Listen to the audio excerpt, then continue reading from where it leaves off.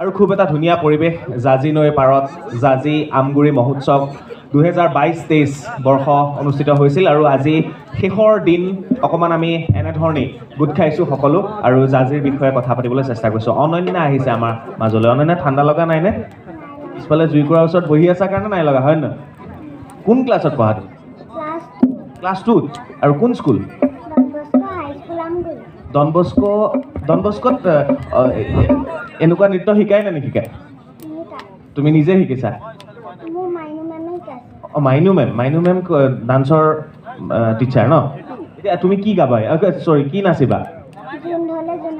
জুন্ধলে জোনালিতে তৰা ভুটিবা, সেইটো হয়নে? আহক উপভোগ কৰোঁ অনন্যাৰ এই বিশেষ নৃত্যটো।